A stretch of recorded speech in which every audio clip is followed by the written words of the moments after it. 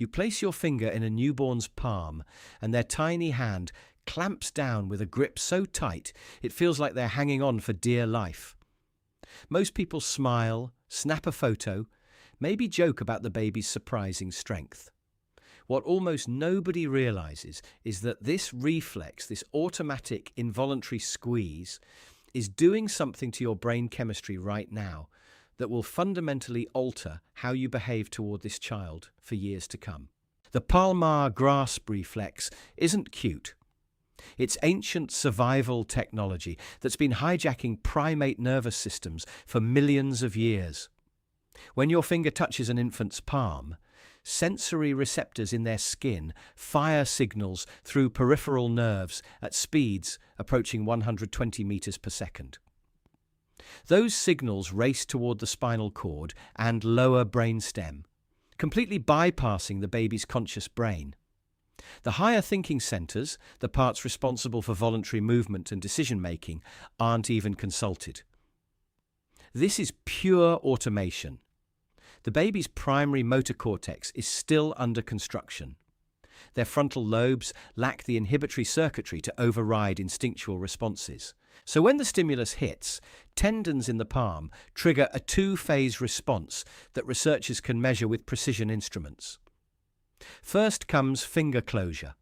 The infant's digits flex inward, wrapping around whatever triggered the reflex. Then comes the clinging phase, where applied pressure creates traction on those tendons, producing a grip strong enough that some newborns can briefly support their own body weight when lifted.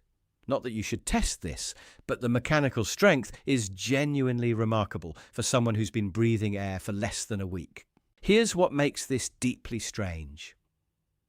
A fetus develops this reflex as early as 16 weeks of gestation. Ultrasound imaging has captured babies in utero clenching their fists, grabbing at the umbilical cord, practicing a skill they won't consciously use for months after birth.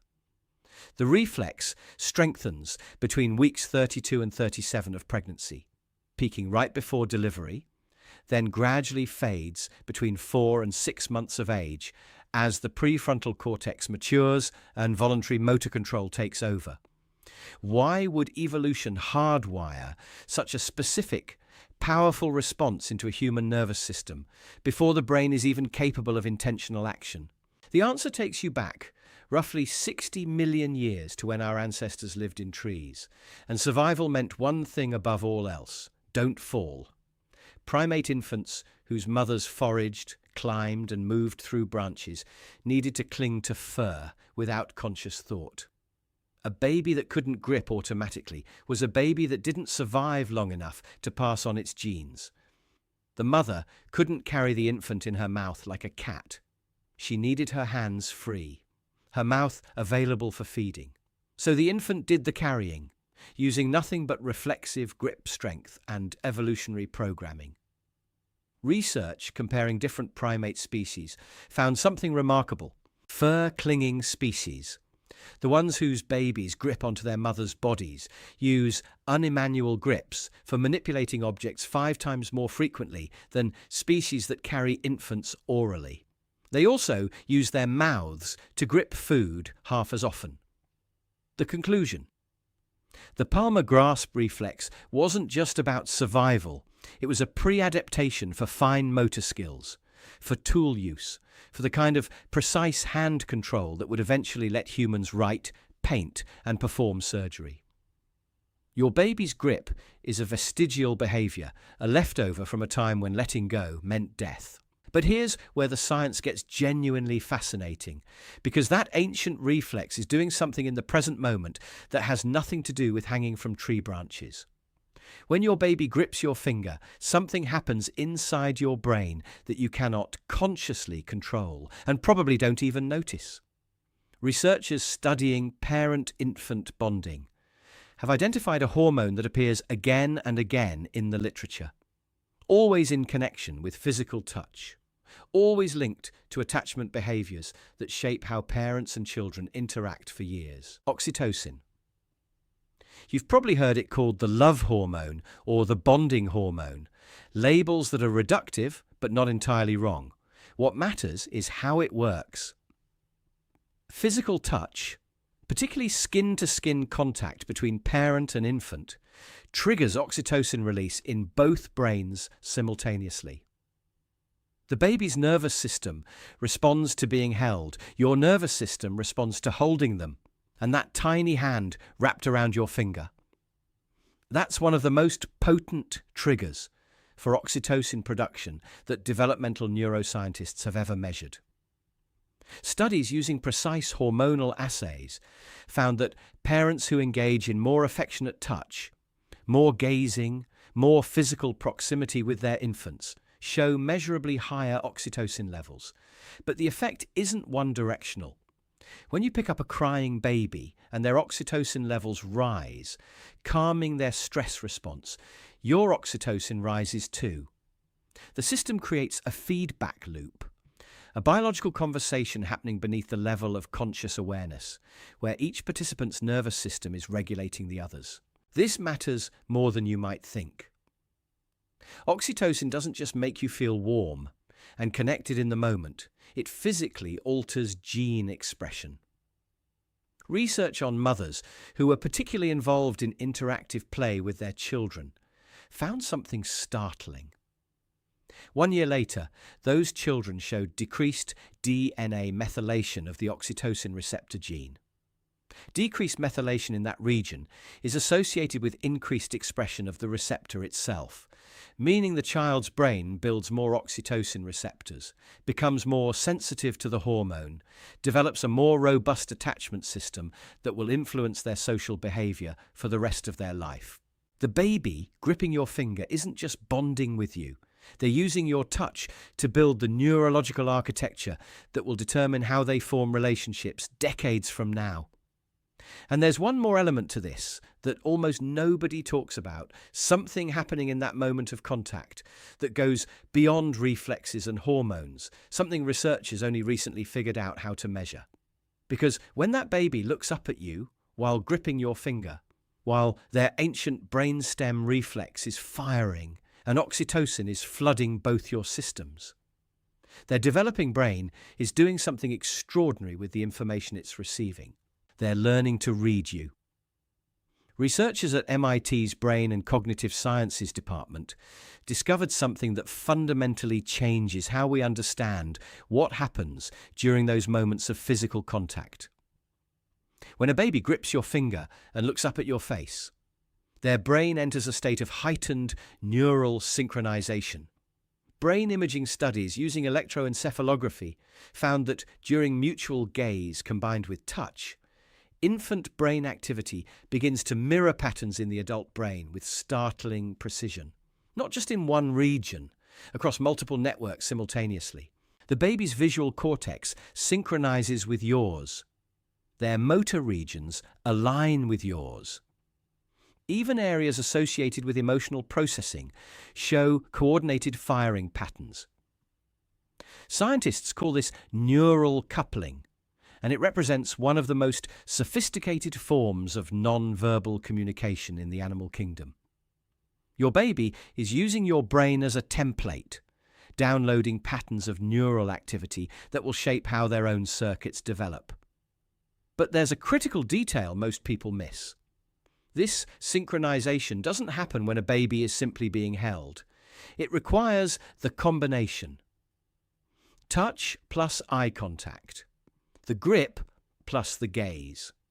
Remove either element and the coupling weakens dramatically. That tiny hand wrapped around your finger isn't just triggering oxytocin. It's creating the physical anchor point that allows two nervous systems to lock onto each other. Think about what this means. Every time your baby grips your finger while looking at your face, they're not just bonding with you emotionally, they're literally borrowing your neural architecture to build their own. The patterns of electrical activity firing in your brain during that moment of connection become the scaffolding for how their brain learns to process social information, regulate emotion, and navigate human relationships. Developmental psychologists studying long-term outcomes have found something remarkable. Infants who receive more contingent touch, meaning physical contact that happens in response to their cues, show measurably different brain development by age 2. Specifically, their prefrontal cortex, the region responsible for executive function and emotional regulation, shows increased grey matter density and more robust connectivity to other brain regions.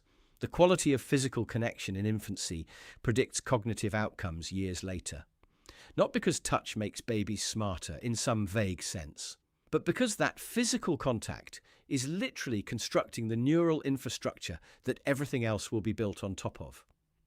Now I need to tell you about the warning sign, because there is one, and it matters more than most parents realize. If you place your finger in a newborn's palm and they don't grip, or if the grip is consistently weak, or if one hand grips significantly more strongly than the other, that asymmetry is something pediatric neurologists pay attention to.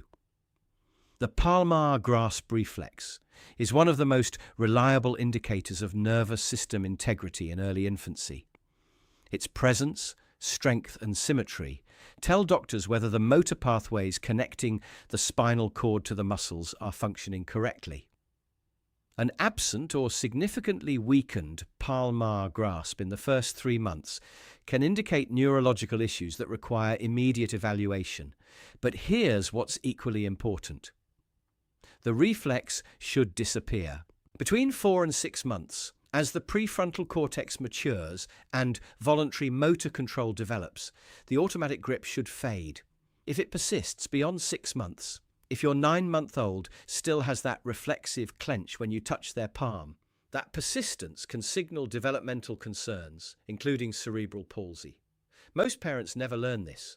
They think the grip is just a cute baby thing that eventually goes away. They don't realize they're watching a precise developmental timeline unfold, one that reveals whether the brain's higher centers are maturing on schedule and taking control from the primitive reflexes that dominated at birth. So when should you be concerned? If the reflex is absent or notably weak in the first 3 months, talk to your pediatrician. If it's still strongly present after 6 months, same conversation.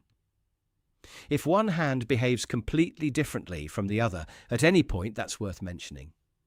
The Palmar grasp is a diagnostic tool hiding in plain sight, and you are the person best positioned to notice when something doesn't match the expected pattern. But for the vast majority of babies, what you're watching is exactly what should be happening. An ancient survival mechanism slowly giving way to voluntary control. A spinal reflex being overridden by a developing cortex. A primitive response that once meant the difference between life and death, now serving as the foundation for fine motor skills that will eventually let your child write their name, tie their shoes, and hold their own child's hand decades from now. That grip is temporary. The window when your baby will reflexively grasp anything placed in their palm lasts maybe 5 months. Then it's gone forever, replaced by intentional reaching, purposeful grasping, and eventually the kind of precise motor control that lets humans perform surgery and play violin concertos. But during those few months, when the reflex is active, every time that tiny hand closes around your finger, you're participating in something that reaches back millions of years and forward into your child's future simultaneously. You're triggering a neurochemical cascade that shapes how they'll form attachments for the rest of their life. You're providing the physical connection that allows their developing brain to synchronize with yours and learn what it means to be human. You're not just being held onto, you're being studied, mapped, internalized. That grip is how your baby is learning that they're safe, that the world responds, that connection is possible. 15 million years of primate evolution didn't preserve this reflex by accident. It survived because it worked. Because babies who could hold on lived long enough to become adults who could hold their own babies. And now, long after we've stopped living in trees, that same grip is still doing exactly what it was always meant to do, making sure you stay close. The next time those tiny fingers wrap around yours, you'll know what's actually happening. A reflex older than language, building a bond that will outlast memory. Every grip is temporary, but what it creates lasts forever.